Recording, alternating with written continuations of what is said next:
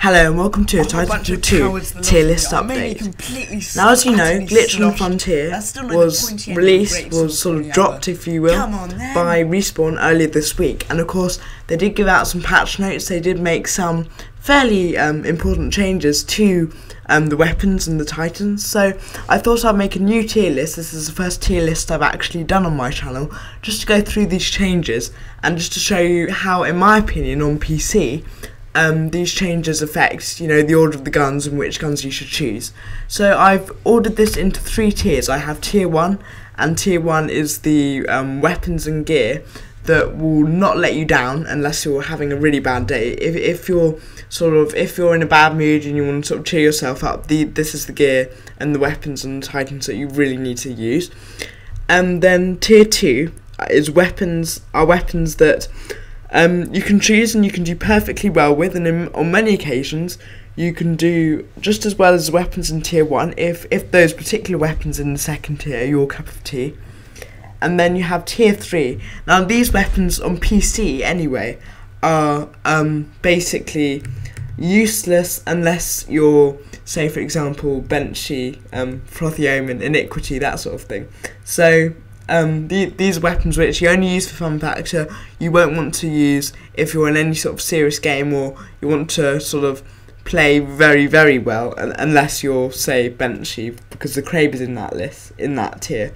So anyway, let's get started basically. So tier 1, we have the Devotion, the R97, the Car SMG, the Mozambique, the Mag Launcher, and the Thunderbolt.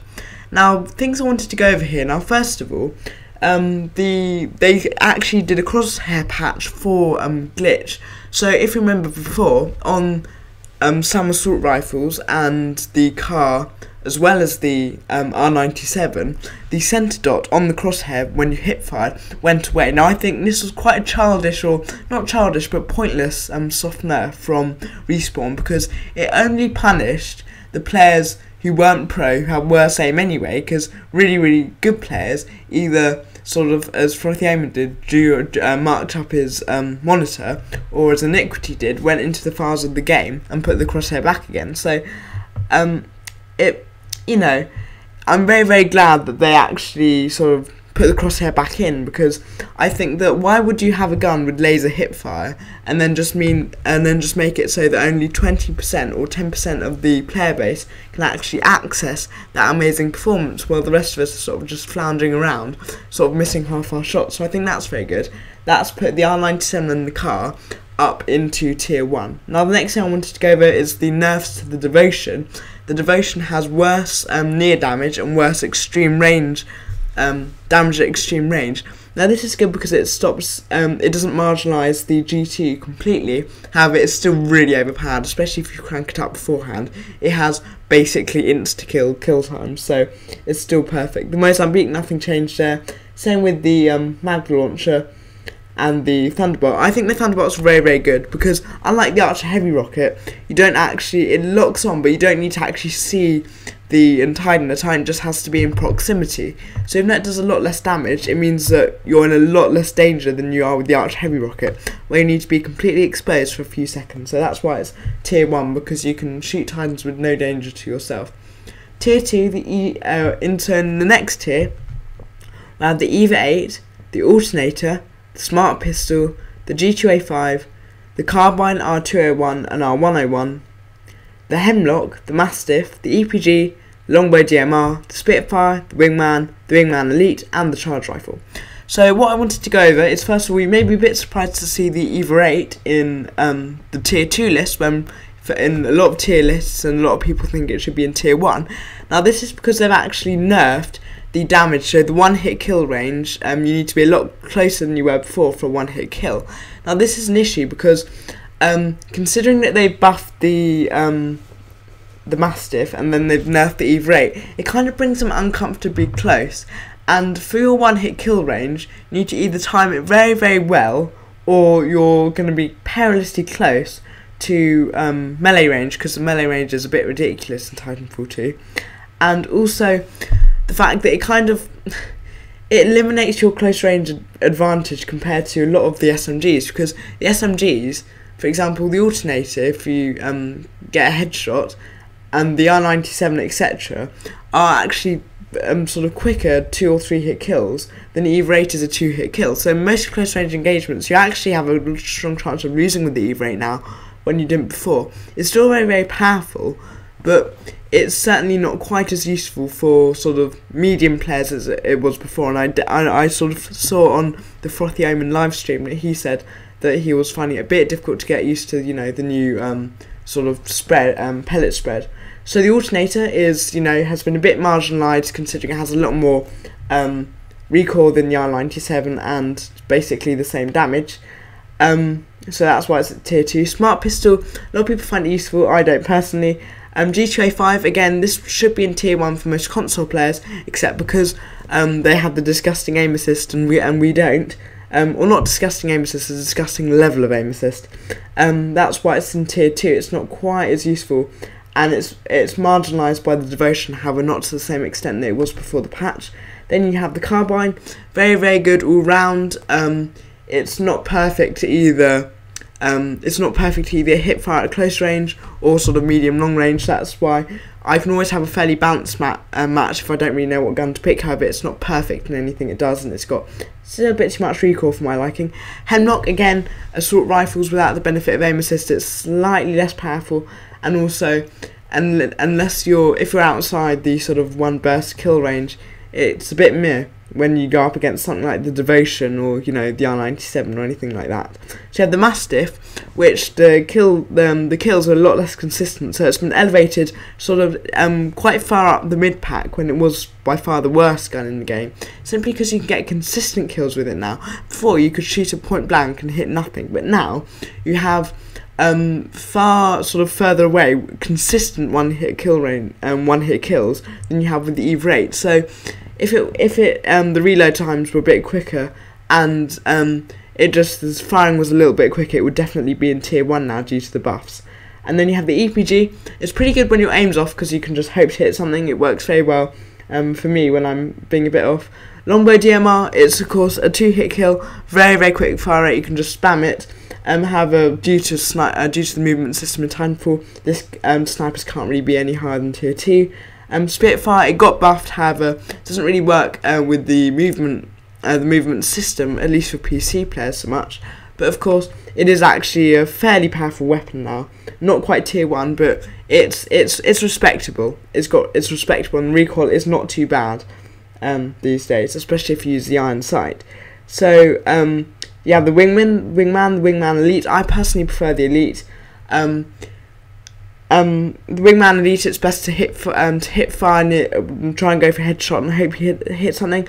The Wingman, especially if you amp it, it's a 1 hit kill to quite far out ranges actually. So it is a very good gun. However, not quite as good as the Mozambique. It's not quite as versatile in my opinion, due to its poor hit fire when you're flying. And you have the charge rifle. Charge rifle is of course very powerful, would be in tier 1 due to damage, however you stick out like a sore thumb when you fire it compared to something like the Thunderbolt or the mag launch. So I personally can immediately zero in on where someone is with a charge rifle, so that's why you're just a bit too conspicuous, so Titans can sort of find you out quick, if that makes sense. So in tier 3 we have this is the worst tier. We have the Autopistol, Flatline, the Kraber, the Archer Heavy Rocket, the LSTAR, the SMR, the Softball, and the Double Take. So now the Autopistol, of course, it's basically a pea shooter. It's weaker than Tracer's primary in Overwatch. Basically, do not use this. Out of all the sidearms, this is basically the worst one you could pick. It's about a 5 or 6 shot kill or something. Its hit fire is okay, but for close range, you're better off going with the Mozambique, and for far ranges, you're better off going with the Wingman Elite or the Wingman or something. So do not pick this gun. So Flatline, of course, this would be quite high up on a console player's list because of the sort of rubbish level of aim assist that the assault rifles have on console.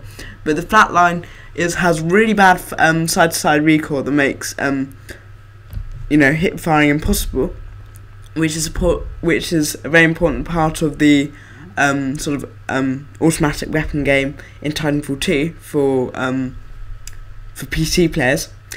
and of course the recoil is not that much better when you aim down the sight as well, and aiming down the sight reduces your mobility because you can't really wall run as easily anyway, so it's not a very good gun on PC. Next you have the Kraber, of course. Benchy, of course, you see Benchy getting sort of 40 plus kills with it, the Kraber God montage, all that. But of course we can't all be like Benchy, as much as we'd all like to be like Benchy.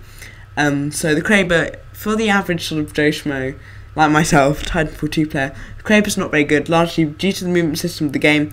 It's easy to fluff up I can't speak English. Fluff up a shot. Thank you, I got there finally. Just because, of course, the movement system is not very conducive to sniping. Also, when you take into account it's projectile, not hit scan, so there's a high chance you're going to miss anywhere unless the target's static. And also, it's bolt action, so each shot takes a long time. It's a long time before you can shoot again compared to the DMR. So, for your average player who's okay at sniping, this gun's pretty terrible. Of course, if you're Benchy, this is a god tier. But anyway, so moving on to the Archer. They did actually nerf the Archer a bit. I believe it takes a bit longer to lock on now, which is actually, the Archer is okay, and is in terms of damage it's a lot better than something like the Thunderbolt. However, it has a massive risk of you've actually got to be looking directly at an enemy Titan, at which point you're directly vulnerable. In my gameplay above, you can see me using the Thunderbolt, and I take one little bit of damage from the Titan, but I'm not even looking at the Titan. I'm just shooting at the gap between the floor and sort of the wall running rule, because I know the sort of Titan is just around the corner. I can't even see the Titan, but I know he's there. I'm just shooting at him, and there's nothing you can do because he can't even see me. So even though the Thunderbolt does a lot less damage, it's a lot more prudent, and it certainly shows that discretion is the better part of valor. So then you have the LSTAR, of course, a very pretty good damage, pretty good hit fire. However, due to the movement system of the game, it doesn't work due to projectile speed. Exactly the same story with the SMR. Moving on to the softball, known as assault ball by any sort of Purple Army fans, and so it's a novelty gun. That was like really funny sort of Mr. Fruit episode of it. It's basically useless apart from grunt farming on bounty hunt. Do not pick it if you want to do it all well, unless you sort of have Mr. Fruit levels of luck.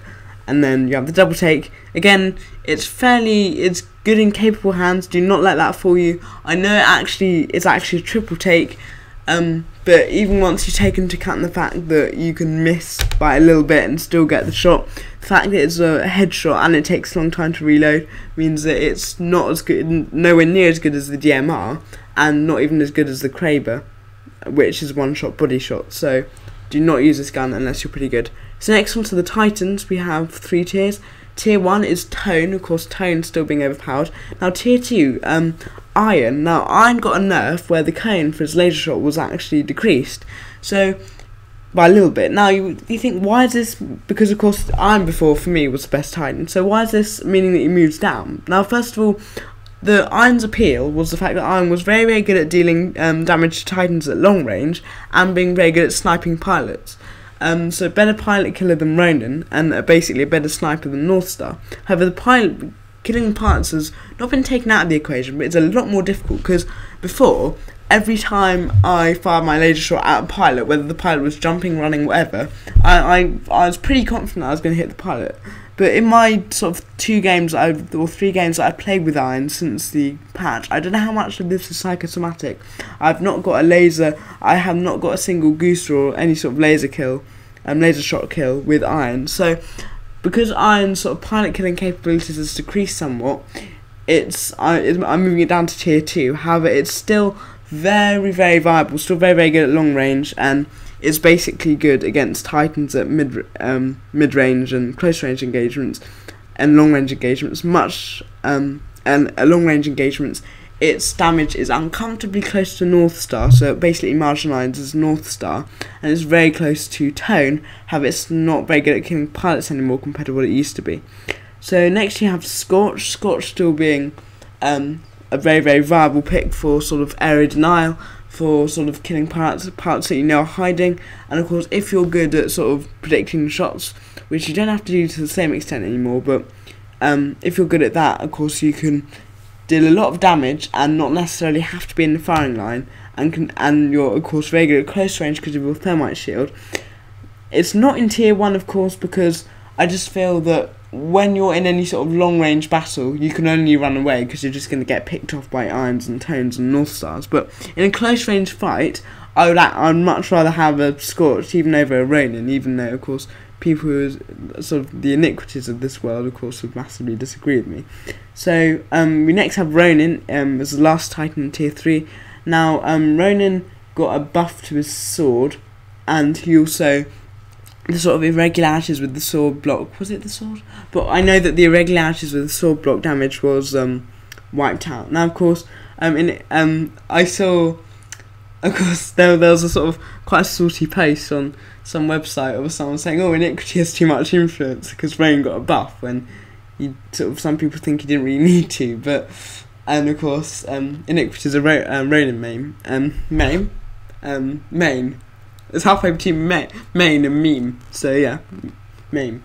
But yes, so Ronin is very, very powerful in the right hands, and I do believe that in the absolute correct hands is better than any Titan out there. However, I'm doing this for the sort of average Titanfall 2 player who sort of dabbles in this Titan, dabbles in that Titan, and Ronin is very, very good, can block a decent amount of damage, has a sort of a fairly powerful core, and good for killing pilots. However, it's far too squishy for a lot of players, me included, to be entirely comfortable with when going up against something like a Scorch in close range, because if you're trapped even for a moment, you're basically dead. So it requires it's a very steep learning curve between something like Tone and something like Ronin. So that's why it's tier 2.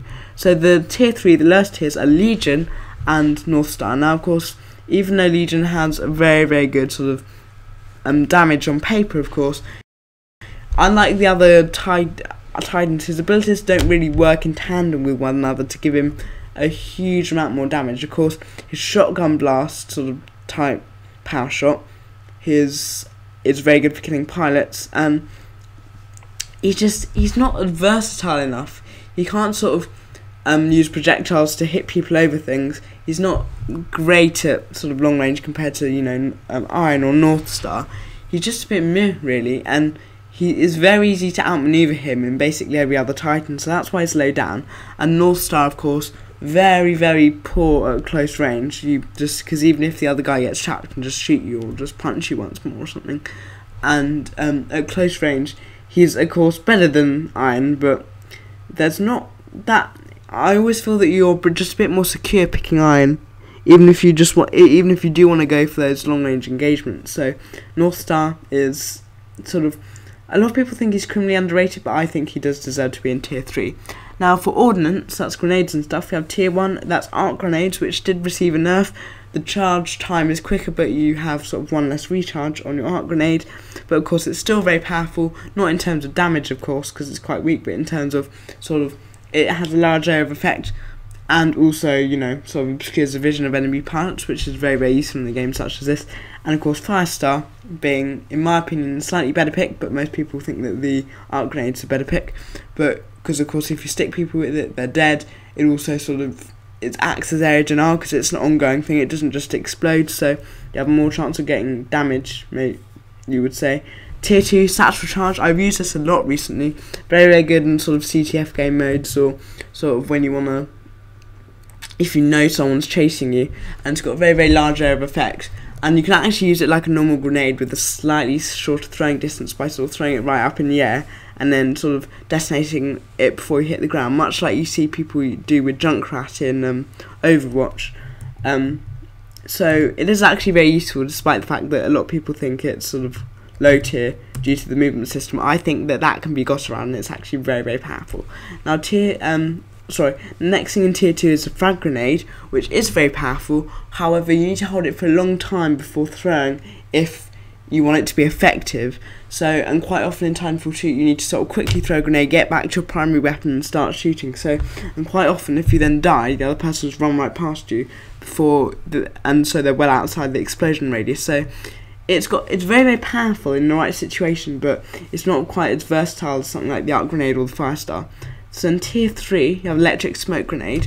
Now this, of course, this is ongoing, and it does sort of obscure people's vision. However, the sort of damage the sort of not a single hit, but you know, the damage it deals per every sort of time it deals damage once you're inside the smoke is very sort of low, and it allows anyone, not even with a phase shift or stim, but just to run or slide out of it. So it is weak in most situations, and it's area denial, but you deny the area to yourself as well. So it's basically pointless.